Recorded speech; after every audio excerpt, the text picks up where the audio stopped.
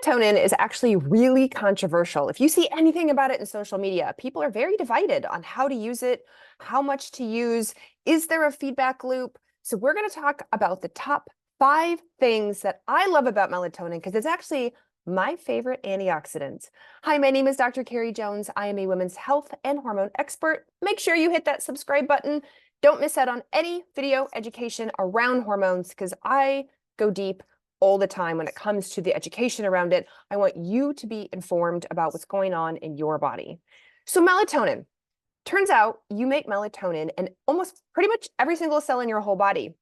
It gets called the circadian rhythm hormone because it's the opposite of cortisol. So cortisol is up in the day and down at night, where melatonin is up at night and down in the day.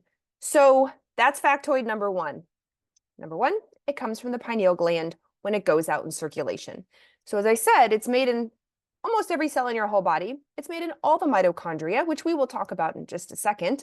But what goes out in circulation is from your pineal gland up in your brain. And it has a lot to do with darkness. It is the hormone of darkness. So as the sun, if you live in a sunny area, as the sun is setting and moving from that red transition to the dark transition to the fully dark night transition, then melatonin production gets activated. And generally, because humans tend to go to bed around the same time almost every night, our melatonin generally starts to be produced about 2 hours before our typical bedtime. Now, there's a lot of things we can do to screw it up, such as bright lights, white light, blue light, TV screens, scrolling, being up and active, caffeine, etc. This is why sleep hygiene is so important.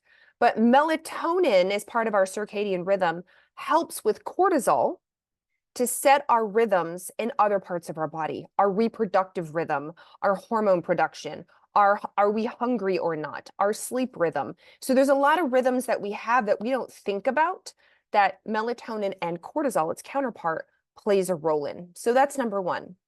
Number two, we don't make as much melatonin as you think we do, at least not out of the pineal gland in our brain. So we only make 1 milligram or less. In fact, research shows we probably make about 0.5 milligrams, which is real tiny compared to all the supplements out there. Out there, you can see 1 milligrams, 3 milligrams, 5 milligrams, 20 milligrams. There's a lot of melatonin options out there, at least in the United States. In other countries, melatonin is considered a hormone and therefore is prescribed. It is not considered over the counter. So humans only make about less than a milligram. Adults, less, and even children, we make less than a milligram a day. Now, what's interesting is when you take melatonin, there is no formal feedback loop. And you will hear on social media all the time, oh my gosh, don't take melatonin. It suppresses your own melatonin production. Turns out the big melatonin researchers, of which Dr. Russell Reiter is one of them, R-E-I-T-E-R, Dr. Russell Reiter, he and others are like, no, there's no formal feedback loop. If you're going to take melatonin, it will not suppress your own production out of your pineal gland. And adults around the age of 50 start producing, due to age, less melatonin out of the pineal gland. So people will say, oh my gosh, I take melatonin, but I'm producing less. Well, you may be doing things at night that have caused your own production to go down. You may be hedging close to 50 or older, and so your own production is going down.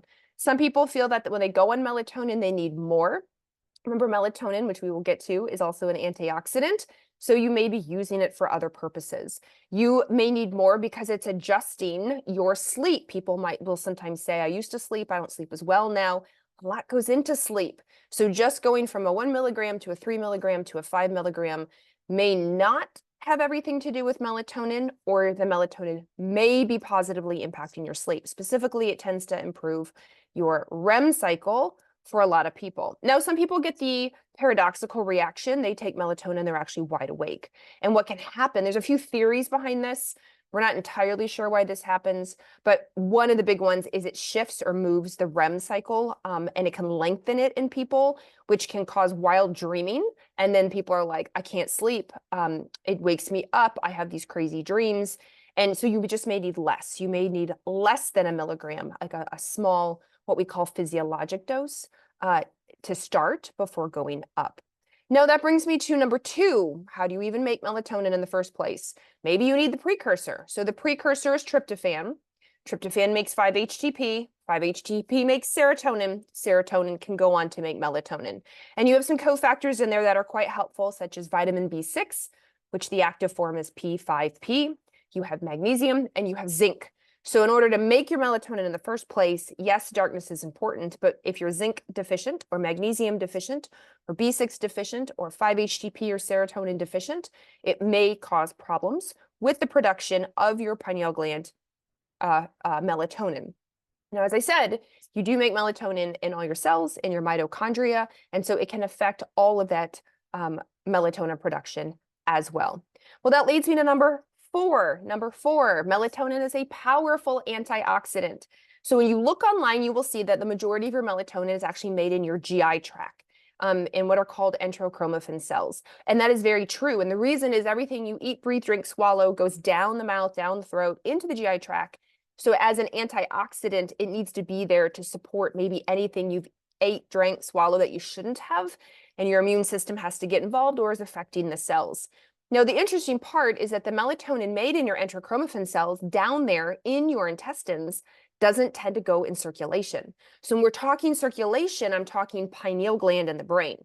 But when I'm talking like which cells produce the most locally, in the GI tract for sure. Now, you do make it all over. In fact, you even make melatonin in your ovaries. The production of hormones requires a lot of antioxidants. So the mitochondria make it itself. It makes melatonin to help protect itself. Antioxidants protect you against what are called reactive oxygen species, which can do damage to the body.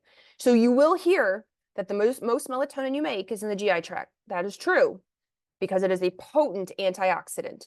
But what goes out in circulation generally comes from the brain, the pineal gland. So I love melatonin because it has been around for billions of years, billions with the B. So we know melatonin, like that car commercial, melatonin has knows a thing or two because she's seen a thing or two. Melatonin is that girl. And she's a fighter. She's an antioxidant in multiple ways when you look at the research.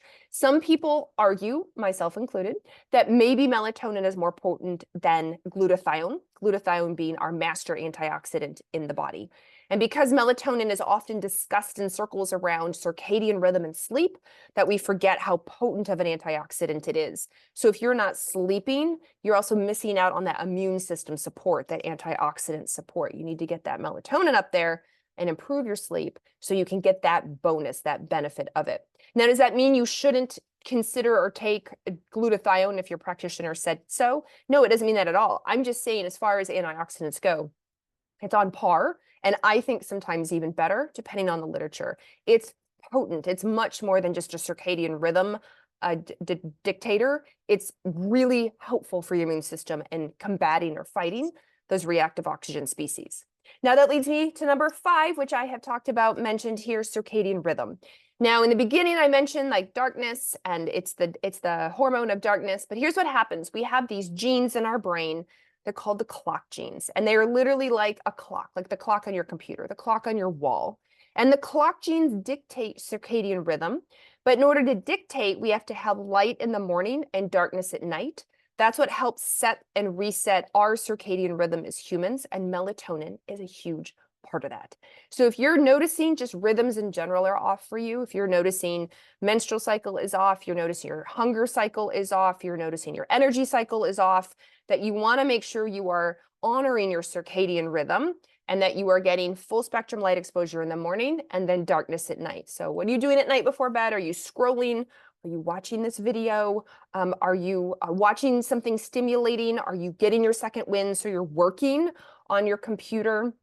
Are you up late? Are you a night owl? That is going to impact, especially over time, all the rhythms in your body, because it's going to impact melatonin, which is going to impact cortisol, and then everything downstream. So tip number 5 is to honor your circadian rhythm. It is the hormone of darkness. So before you go to bed, you want to be winding down, getting that lighter, turning off the lights, not scrolling mindlessly. You could consider blue light blocking glasses, get to bed on time, and honor your rhythm. So I hope going through those 5 important key facts around melatonin is really helpful, because again, there's a lot of misinformation out there, and I wanted to clear up about melatonin, one of my most favorite, as I said, antioxidants that we have in the body and so important for our rhythms. So again, I am Dr. Carrie Jones. Hit that subscribe button, more videos to come. Hormones can feel like herding cats, and I am here to help.